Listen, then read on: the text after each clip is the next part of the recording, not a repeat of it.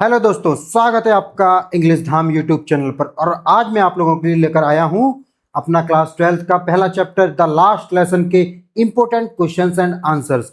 इस चैप्टर से mostly exam में क्वेश्चन पूछे जाते हैं, तो इस साल भी इस चैप्टर से क्वेश्चन पूछे ही जाएंगे।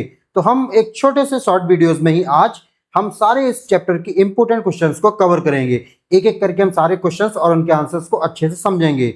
एक बार आप पूरा वीडियो देखिए, इसके बाद आपको इस चैप्टर की एक से भी क्वेश्चन से कोई भी शिकायत नहीं रहेगी, यानी कि पूरा चैप्टर आप लोगों को क्लियर हो जाएगा। तो सीधे चलते हैं हम अपने पहले क्वेश्चन की तरफ और हम बात करते हैं द लास्ट लेसन। इसकी स्टोरी मैंने आप लोगों को बताई थी। इसमें जो है एक बच्चा था जिसका नाम था फ्रेंच और उसके एक टीचर थे एम हैमल। स्टोरी आप लोगों ने देख ली होगी, अगर नहीं देखी है तो इसका वीडियो पड़ा हुआ है हमारे चैनल पे, आप लोग जाकर देख सकते हैं। तो हम चलते हैं अपने सबसे पहले क्वेश्चन पे। पहला क्वेश्चन है हमारा, what was Franz expected to be prepared with for school that day. मतलब फ्रेंच को कौन से विषय पर, टॉपिक पर तैयारी करके आना था। कौन सा टॉपिक था जो एम एमएल साहब ने उनको दिया था होमवर्क में और उसको पूरा का पूरा तैयार करके फ्रेंच को आना था। चलिए आंसर देखते हैं। Franz was expected to be prepared with the rules of participles. किसकी? रूल्स ऑफ पार्टिसिपल्स, यानी इसको पार्टिसिपल्स के सारे रूल्स तैयार करके आने थे, यही उम्मीद की जा रही थी फ्रेंच से।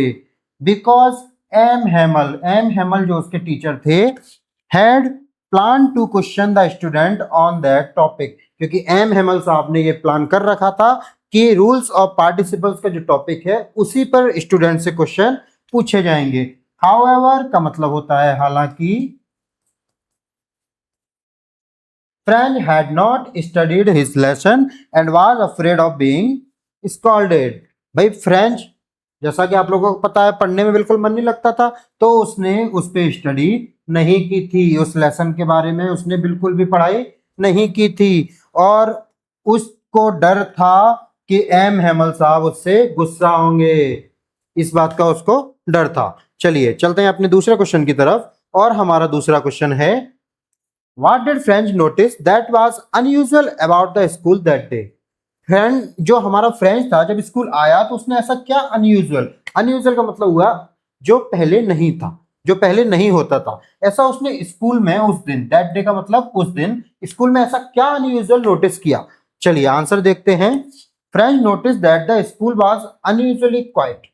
फ्रेंच ने सबसे पहले क्या नोटिस किया कि जो स्कूल था वो अनयूजुअली क्वाइट था, यानी कि हमेशा स्कूल में शोर शराबा, बच्चों का शोर, खेलते थे कूदते थे बच्चे, वो सब होता था। लेकिन उस दिन स्कूल कैसा था? एकदम क्वाइट, मतलब बिल्कुल शांत था। There was no noise of student shouting और ओपनिंग एंड क्लोजिंग डेस्क। और उस समय वहां पर उसको कोई भी आवाज नहीं सुनाई दे रही थी, कोई भी शोर नहीं सुनाई दे रहा था। किसका? स्टूडेंट के शाउटिंग का, यानी बच्चे चिल्लाते हैं स्कूल में उस चीज का। और ओपनिंग एंड क्लोजिंग डेस्क, वही बच्चे क्लोज ओपन करते हैं, बंद करते हैं, पटकते हैं, उठाते हैं, तो ये कोई भी शोर उसको सुनाई नहीं दे रहा था। Everyone was sitting silently in their seats. जितने भी थे चुपचाप, साइलेंटली का मतलब एकदम शांति के साथ अपनी सीट्स पर बैठे हुए थे। Even the villagers had come to attend the class. और सबसे बड़ी बात, स्कूल में तो केवल बच्चे आते हैं, लेकिन उस दिन जो विलेजर्स थे यानी गांव वाले थे, वो भी क्लास अटेंड करने के लिए आए थे। Which made the day look very different from usual. और जब गांव वाले आके बैठ गए तो भाई सीधी सी बात है कि लगेगा कि तो स्कूल, यहाँ पे बच्चे बैठते थे, आज गांव वाले बैठे हैं, तो फिर वो अनयूजुअल लगना ही है। भाई जहां क्लास में बच्चों को बैठना होता था वहां गांव वाले भी बैठे हुए थे, तो ये सब उसको अनयूजुअल लग रहा था उस दिन स्कूल में। चलिए हम चलते हैं अपने तीसरे क्वेश्चन की तरफ। ये है, what had been put up on the bulletin board. Bulletin board पर क्या लिखा हुआ था, क्या था बुलेटिन बोर्ड पर? अच्छा, बुलेटिन बोर्ड के बारे में मैंने आप लोगों को वीडियो में बताया था, याद आया कुछ? बुलेटिन बोर्ड पहले भाई व्हाट्सएप, इंस्टाग्राम, ट्विटर, फेसबुक ये सब नहीं चलता था ना, कि कोई भी न्यूज आया हमने डाल दिया और सबके पास पहुंच गया। पहले क्या होता था, पहले जो बड़े बड़े चौराहे होते थे जहां से लोगों की ज्यादा आवाजाही होती थी, लोग ज्यादा चलते फिरते थे, वहां पे एक बड़ा सा बोर्ड लगा दिया जाता था। कोई भी आदेश, कोई भी रूल, कोई भी नियम, कुछ भी होता था वहां पे लगा दिया जाता था। फिर लोग आते थे, उसको पढ़ते थे और दूसरे लोगों को बताते थे। इस तरह सूचनाएं, जो भी नोटिस होते थे, ऑर्डर्स होते थे, वो सब एक दूसरे के पास पहुंच जाया करते थे। तो उसी को हम बोलते थे बुलेटिन बोर्ड। तो बुलेटिन बोर्ड पर उस दिन क्या लगा हुआ था, चलिए आंसर देखते हैं। A notice had been put up on the bulletin board. उस दिन बुलेटिन बोर्ड पे क्या लगा हुआ था, एक नोटिस लगा हुआ था। नोटिस का मतलब एक सूचना लगी हुई थी बुलेटिन बोर्ड पर। किस बारे में? Announcing that from the next day. क्या अनाउंस कर रही थी वो सूचना? कि फ्रॉम द नेक्स्ट डे, यानी अगले दिन से only German would be taught in the school of Alsace and Lorraine. यानी कि केवल और केवल जर्मन लैंग्वेज ही पढ़ाई जाएगी। कहां पर? एल्सेस और लॉरेन के स्कूल्स में। दिस मीन दैट, इसका मतलब यह हुआ कि French would no longer be taught in schools. इसका मतलब क्या हुआ कि जो फ्रेंच लैंग्वेज है would no longer be taught in schools, अब स्कूल में आगे नहीं पढ़ाई जाएगी। चलिए हम चलते हैं अपने अगले क्वेश्चन की तरफ। What changes did the order from Berlin cause in school that day? यानी जो बर्लिन से ऑर्डर आया था कि केवल और केवल जर्मन लैंग्वेज ही पढ़ाई जाएगी, तो उसने स्कूल में क्या चेंज लाया, क्या चेंजेस, उससे स्कूल में क्या बदलाव आए, उसके बारे में पूछा है। चलिए आंसर देखते हैं। The order from Berlin made that day the last French lesson. जो बर्लिन से ऑर्डर आया था उसने क्या किया उस दिन? Last French lesson. पहला बदलाव क्या आया कि उस दिन फ्रेंच का लास्ट लेसन पढ़ाया गया। M Hamel taught with great love and patience. और जो टीचर थे ना एम हेमल साहब, जो फ्रेंच पढ़ाते थे, उस दिन वो बहुत प्यार से और बहुत ही पेशेंस के साथ, यानी बहुत ही शिद्दत के साथ उसको पढ़ा रहे थे। एवरीवन लिसन केयरफुली बिकॉज, सभी लोग बड़े शांति से सुन रहे थे, सावधान, बिकॉज क्योंकि they knew they would never again study French in school. और वो शांति से क्यों सुन रहे थे? क्योंकि वे इस बात को जानते थे कि दे वुड नेवर मतलब कभी नहीं, again study French in school, कि अब वो आज के बाद कभी भी स्कूल में फ्रेंच नहीं पढ़ेंगे। इवन द विलेजर्स, बल्कि villagers came to show their respect, बल्कि वहां विलेजर्स भी आए हुए थे। वो किस लिए आए थे? शो देयर रेस्पेक्ट, अपनी रेस्पेक्ट दिखाने के लिए। किसको? फॉर द फ्रेंच लैंग्वेज, उनकी जो मातृभाषा थी फ्रेंच, उसको रेस्पेक्ट दिखाने के लिए, उनके प्रति इज्जत भाव दिखाने के लिए। एंड देयर टीचर, और जो उसको पढ़ाते हैं उन टीचर को रेस्पेक्ट करने के लिए वहां गांव वाले भी आए हुए थे। ठीक है, चलते हैं हम अगले क्वेश्चन की तरफ। अगला क्वेश्चन है हमारा, how did friends feeling about M Hamel and school change. भाई ये सब हुआ तो जो फ्रेंच था उसकी क्या फीलिंग्स थी, किसके प्रति? एम हेमल के प्रति, और स्कूल में जो भी चेंज हो रहे हैं उनके प्रति क्या सोचता था वो। चलिए आंसर देखते हैं। एट द बिगिनिंग, शुरुआत में, French dislike school and was afraid of M Hamel. शुरुआत में हमेशा क्या रहता था? फ्रेंच जो है स्कूल को डिसलाइक करता था, यानी बिल्कुल भी पसंद नहीं करता था। And was afraid of M Hamel, और एम हेमल से, अफ्रेड का मतलब क्या होता है? डरना। अफ्रेड का क्या मतलब होता है? डरना। और एम हेमल साहब से डरता था। बट लेकिन after learning that it was the last French lesson, भाई लेकिन उसको जब ये पता चल गया कि ये जो उसका फ्रेंच का क्या है, लास्ट लेसन है, ही रियलाइज्ड, उसको ये महसूस हुआ, उसने ये रियलाइज किया, the importance of his language, उसको अपनी लैंग्वेज की इम्पोर्टेंस पता चली, उसको अपने स्कूल की इंपॉर्टेंस पता चली, एंड टीचर, और अपने टीचर की इंपॉर्टेंस पता चली। He felt respect, love and gratitude for M Hamel. अब वो क्या फील कर रहा था? एम हेमल जिससे वो हमेशा डरता था, उनके लिए रेस्पेक्ट, प्यार, ग्रेटिट्यूड, ये सब फील कर रहा था। And deeply regretted not studying seriously, और इस बात का उसको बहुत ज्यादा दुख था। रिग्रेट का मतलब क्या होता है? दुख या पछतावा। इस बात का उसको सबसे ज्यादा दुख या पछतावा था कि उसने अभी तक नॉट स्टडिंग सीरियसली, बिल्कुल भी सीरियसली स्टडी नहीं की थी। चलिए अगले पढ़ते हैं अपन क्वेश्चन की तरफ।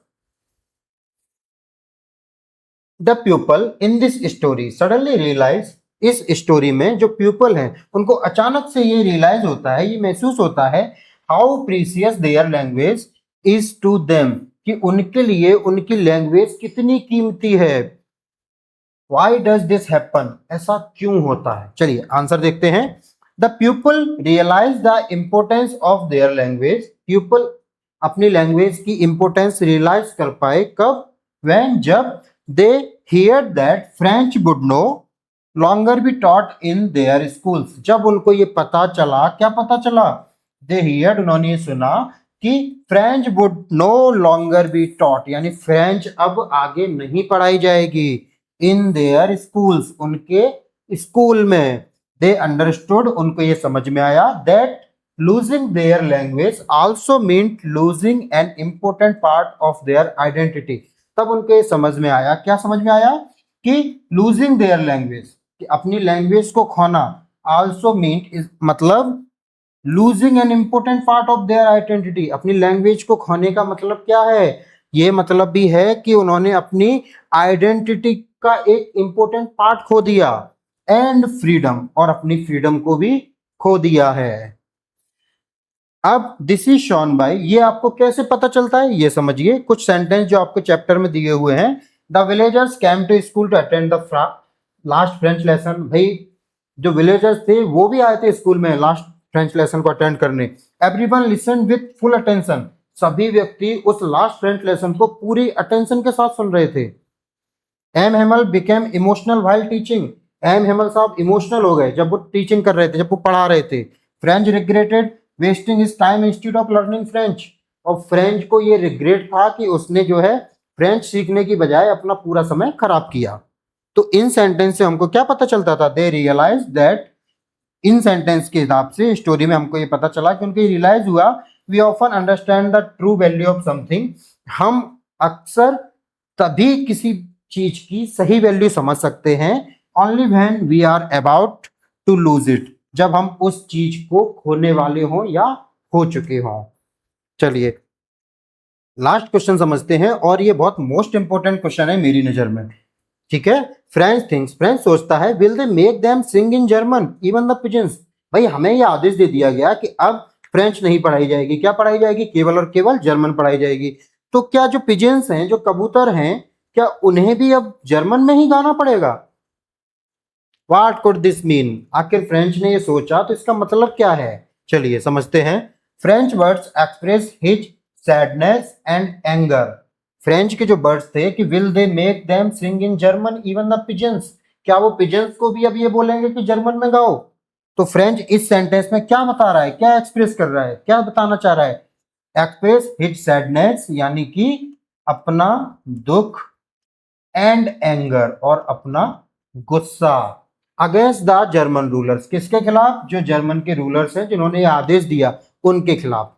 ही फील्स दैट, वह यह समझता है, यह सोचता है, या महसूस करता है दैट कि the Germans are trying to force everything to become German, वह यह महसूस कर रहा है कि जो जर्मन्स हैं वो क्या कोशिश कर रहे हैं? आर ट्राइंग टू फोर्स, जबरदस्ती फोर्स कर रहे हैं वो क्या? Everything to become German, German इस चीज के लिए फोर्स कर रहे हैं कि जो भी चीज है वो क्या हो? जर्मन हो जाए, जर्मन पढ़ाई जाए, जर्मन सिखाई जाए, बात भी किस में हो? जर्मन में हो। और इसके लिए वो क्या कर रहे हैं? लोगों को फोर्स कर रहे हैं कि सब कुछ कैसा हो? बस जर्मन हो। बाई मेंशनिंग द पिजन्स, भाई इसमें जो पिजन्स को मेंशन किया गया है, ही मीन्स दैट, उसका मतलब है language is natural and free, कि लैंग्वेज कैसी है? लैंग्वेज तो भाई नेचुरल है और वो फ्री है, उसको गुलाम नहीं बनाया जा सकता। And no one can force even birds to change their language, और कोई भी किसी को ये फोर्स नहीं कर सकता है कि वो अपनी लैंग्वेज चेंज कर ले। पक्षियों को भी नहीं कोई बोल सकता है कि वो अपनी लैंग्वेज को चेंज कर लें। इसीलिए वो गुस्से में बोल रहा है। क्या वो जर्मन लोग उन कबूतरों को भी बोलेंगे कि अब जर्मन में गाओ, जर्मन में बात करो? ठीक है, तो ये आंसर था। और कुछ वर्ड्स, कुछ लाइंस हमें चैप्टर से मिलती हैं जिसमें हमको ये पता चलता है कि love for one's mother tongue can not be taken away by force, यानी कि किसी की भी मातृभाषा के प्रति जो प्यार है वो फोर्सली, यानी जबरदस्ती हम किसी से नहीं ले सकते। A language is a part of persons identity and culture, किसी भी व्यक्ति के जो भाषा होती है, जो लैंग्वेज होती है, वो उसकी आइडेंटिटी और उसका कल्चर होती है। True freedom includes the freedom to speak one's own language, सही फ्रीडम वही है जहां हर व्यक्ति को अपनी लैंग्वेज बोलने की आजादी हो, फ्रीडम हो। तो ये थे हमारे सारे क्वेश्चन द लास्ट लेसन के, और इस बात की 101% गारंटी है कि इन क्वेश्चन से बाहर बोर्ड एग्जाम में एक भी क्वेश्चन नहीं जाएगा। बस आप लोग ध्यान से एक बार इनको समझ लीजिए और अच्छे से तैयार कर लीजिए, फिर एक भी नंबर बोर्ड एग्जाम में आप लोगों का नहीं कटेगा। और किसी भी तरह की कोई दिक्कत है तो आप लोग मुझे कमेंट करके बता दें, जिसका मैं अगले वीडियो में आपको सॉल्यूशन दे दूंगा। तो बस ऐसे ही वीडियो के लिए आप लोग जुड़े रहिए इंग्लिश धाम यूट्यूब चैनल से। मिलते हैं अगले वीडियो में। नमस्कार।